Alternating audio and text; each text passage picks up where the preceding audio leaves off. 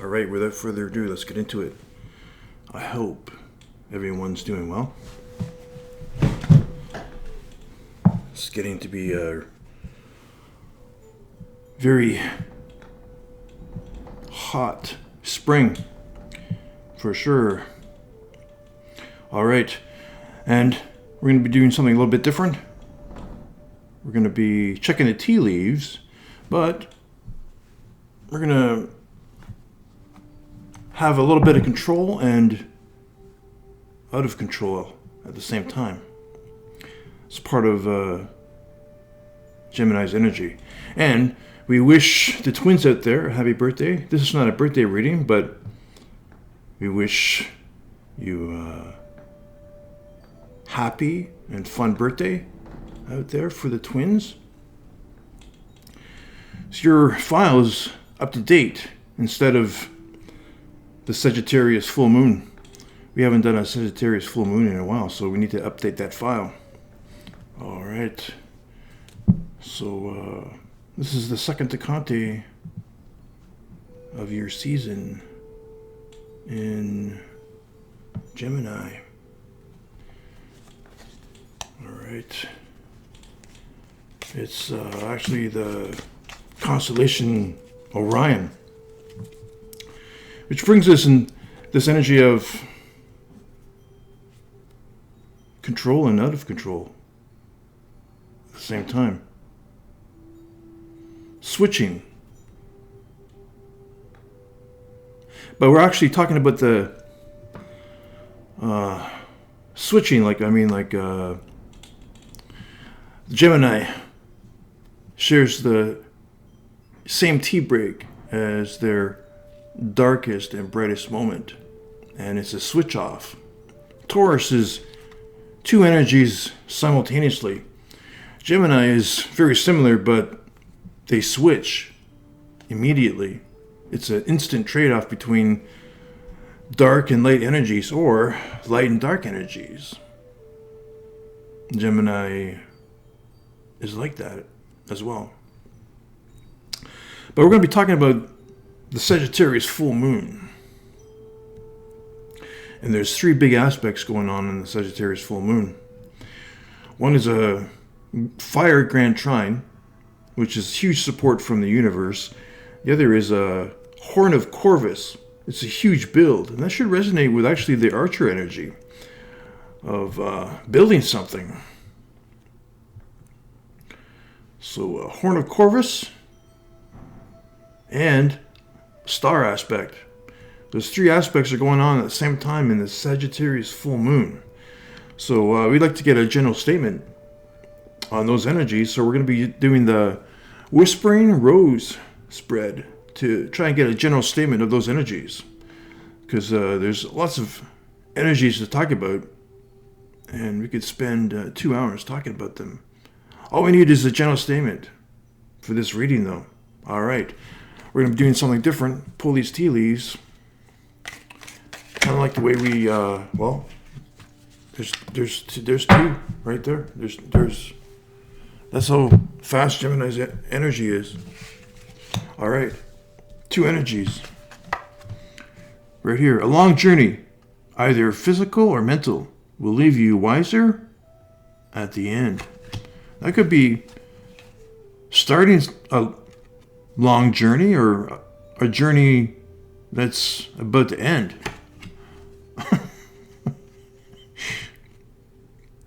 News of a birth or a new business opportunity.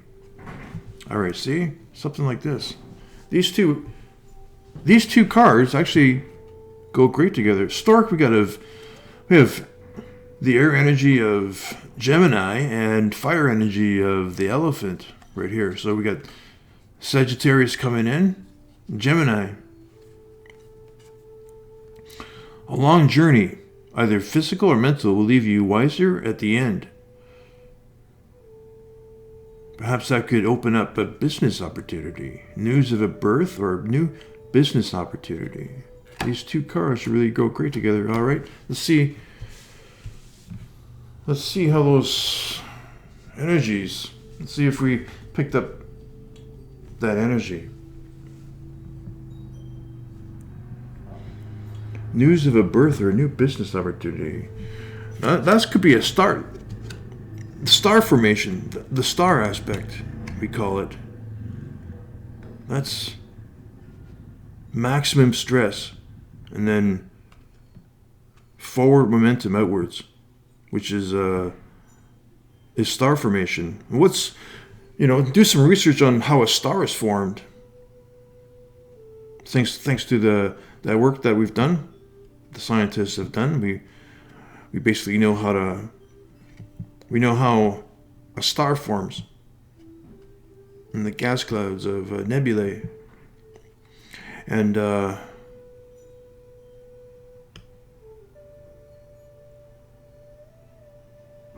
that's maximum stress. And then forward momentum outwards. That forward momentum outwards is where it becomes a star. But first there's maximum stress. So this could be a news of a birth, like a star. A star is born right here. This could be a journey. That build, that horn of Corvus, depending on what you're building, it could be a long build or a short build. This is indicating that build could be a long journey.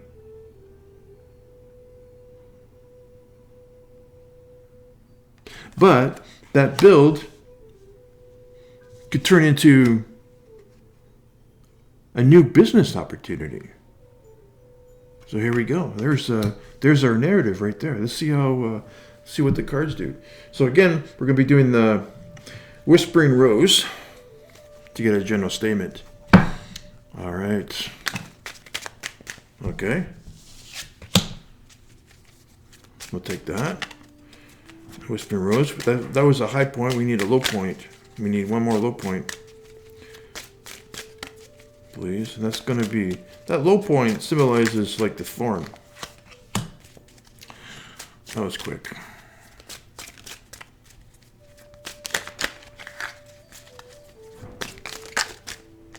All right.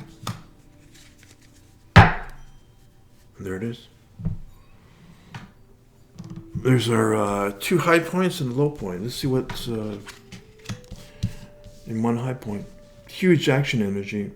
This is actually the second Tecante of Sagittarius, the Eight of Wands. Huge action energy. Huge energy going into something.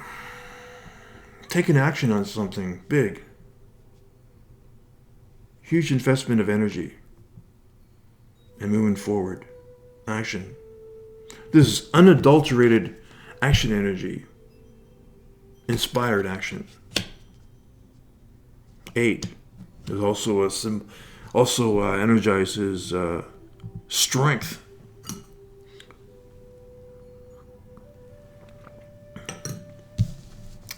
But we got a high point. We have a high point, but we have a low point. Here's the low point. Page of Wands. Now, Page of Wands is usually superb action energy.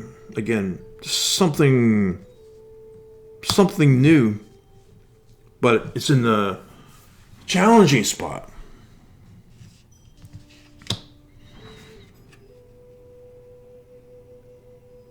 It's in the challenging spot.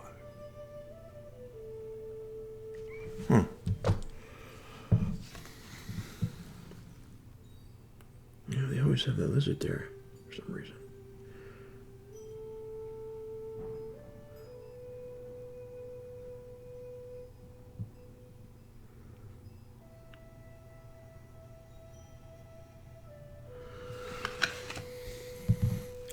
Challenge is something. A page is a step outside of the norm.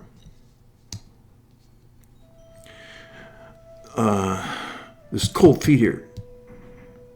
The Page of Wands has hot feet, but it's in the challenging spot. So this Page of Wands has got cold feet on something. Lack of vision. See, they have that lizard.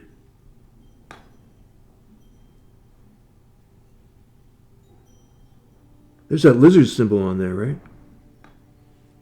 Lack of vision. Perhaps lack of focus, lack of vision.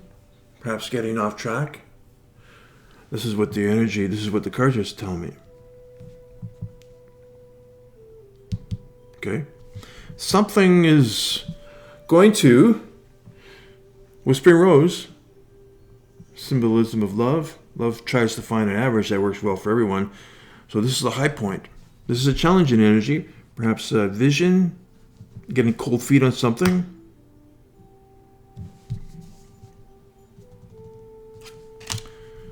Here we have the Hermit.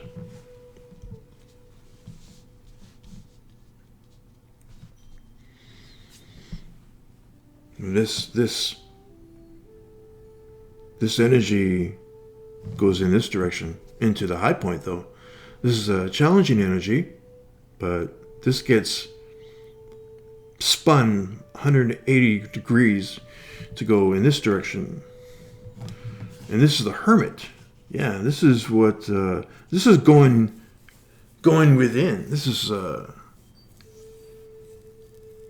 yeah, well, the Hermit, the name really says it all.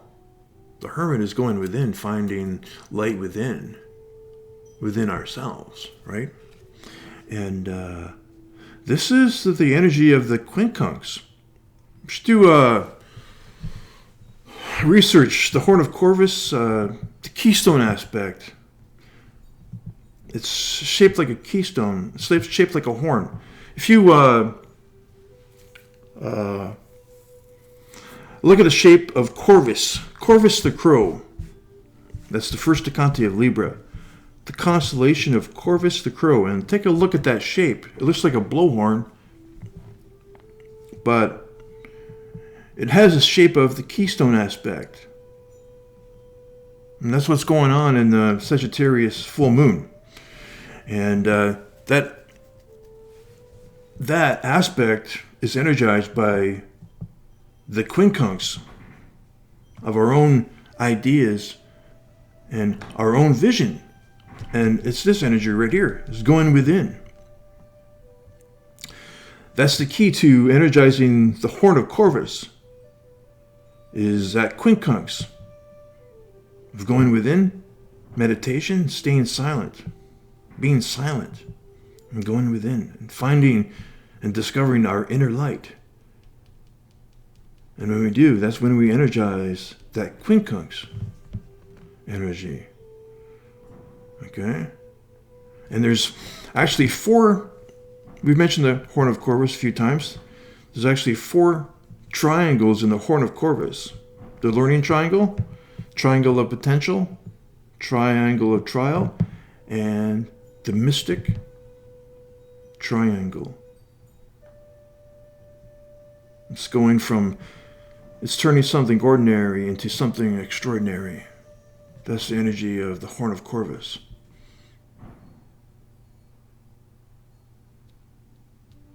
It's a process. It's a huge process. It could be a huge process. I don't know. It all depends on what someone's building, I guess.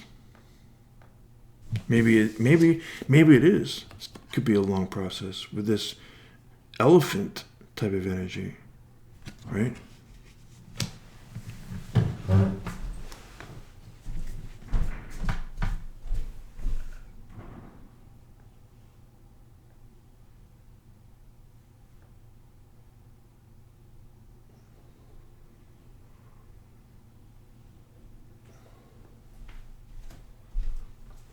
All right. And stork. And there's some examples. We've done examples of a couple examples of builds. Yeah, of builds energizing the Horn of Corvus, and it's becoming wiser. And that build has made businesses grow. Has created new businesses.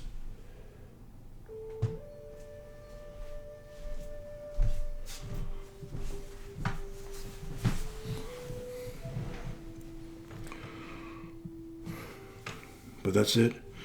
There's actually, that's the beautiful energy. There's he has that golden rod right there, that yellow rod, that golden rod. There's the energy of the quincunx. He's holding that hermit. He or she.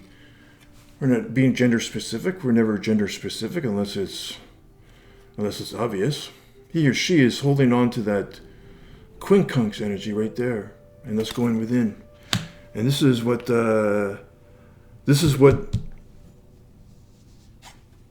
was that challenging energy right here of having that clear vision. Right here, getting cold feet. That's what this card here told me. That's how it showed up. All right.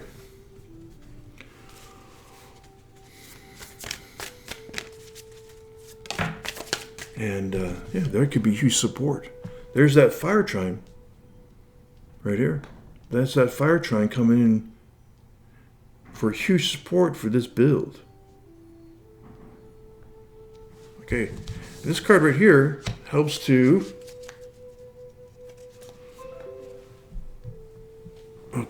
helps to clarify this card on how it goes in this direction right here. And this is what Spirit says.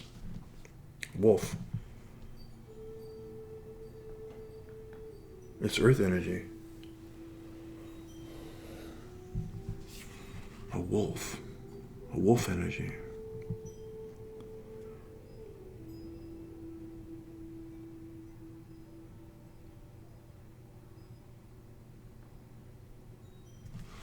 A wolf energy. And that's earth.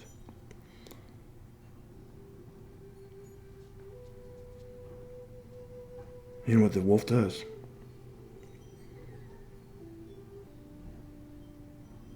It takes out. It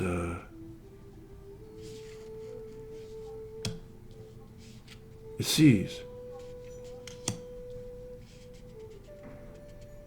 It sees. The wolf knows. The wolf and the wolf pack knows what to focus on in a caribou herd. They know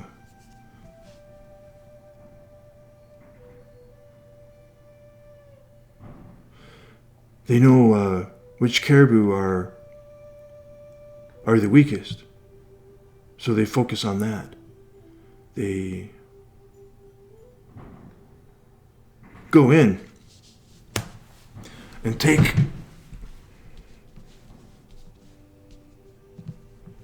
the mana.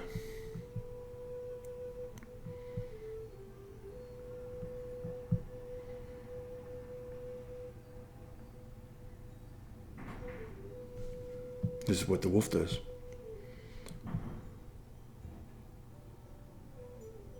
It's like the caribou herd. Just picture a caribou herd, right? And that's going to be their mana. That's going to be their spiritual food. There's going to be one caribou in that big herd that's going to be their spiritual food. And that's the process. That's the process of energizing that quincunx.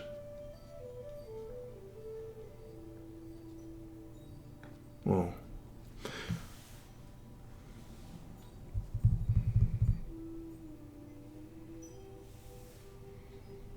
and they're smart too. Wolves are very intelligent. They can be bold. They can take chances. They're smart, but they also can take chances too. Because there was I didn't see it myself, but there was some reports of a moose walking around a neighborhood, walking around an area where I live. And this moose had a wolf skin on its antlers. So he had a wolf skin adorning its antlers. That's what the moose did. So the wolf got too close to that moose, and got impaled. He must have a wolf must have gotten impaled on the moose's antlers, and that was the end of that wolf. But we're not okay. Well, that could be the challenging energy right there for this wolf, right? Going in this low spot. That's going to be a really challenging energy for that wolf. But this wolf, this wolf, helps to clarify how this energy goes in this direction, and it's something what I talked about before that, about knowing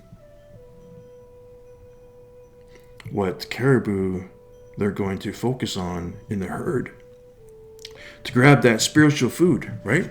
To grab that spiritual food. That's what we're doing with the quincunx. We're grabbing that spiritual food from within us. There it is. That's what the wolf is going to do. He's going to grab that spiritual food from within us. There it is. All right. And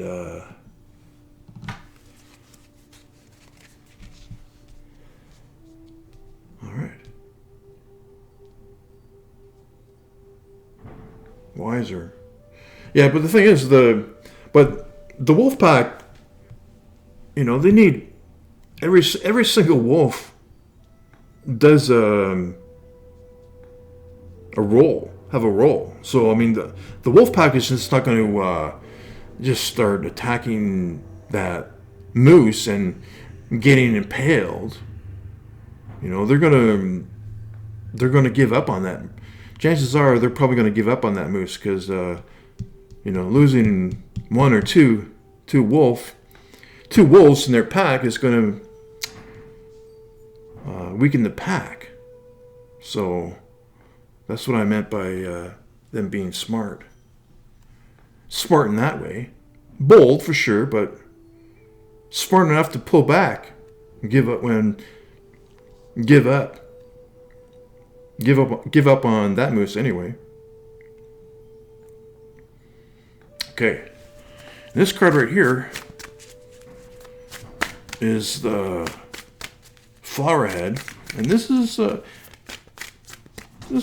an energy like an overall energy, but this card right here helps to consolidate the entire this reading right here. Okay.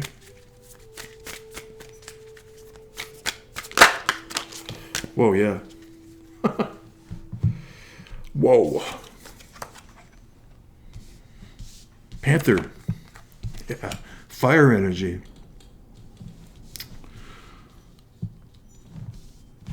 Yeah, it's something, exactly, yeah. It's something like what I talked about with this wolf. The wolf and the panther are kind of kindred spirits right now. That's what the panther does.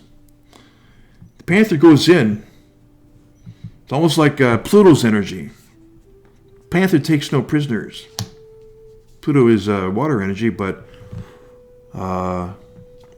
this is what the panther does.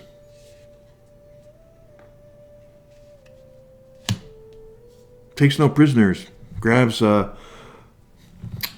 it needs. It's going to go in there and pull that idea out and then run with it.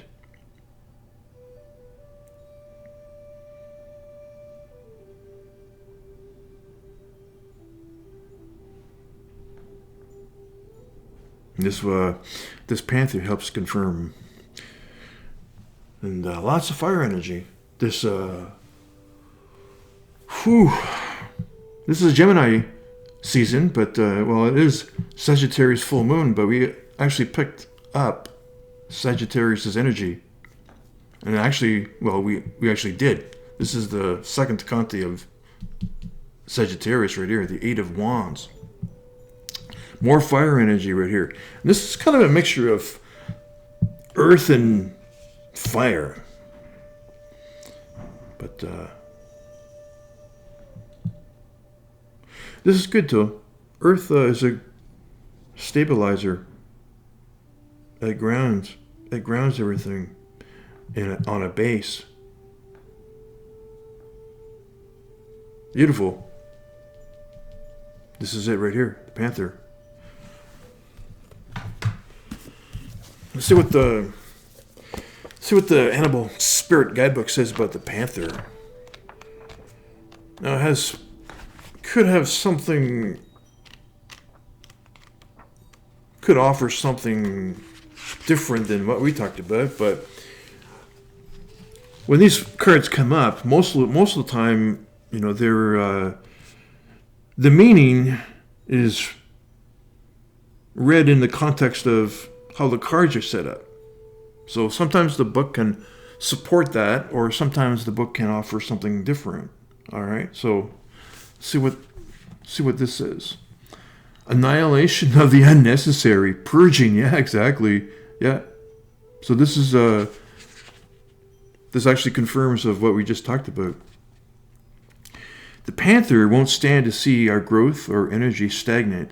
Instead, it pounces into our lives and causes all kinds of havoc, with the ultimate intention of bringing us toward more fulfilling lives.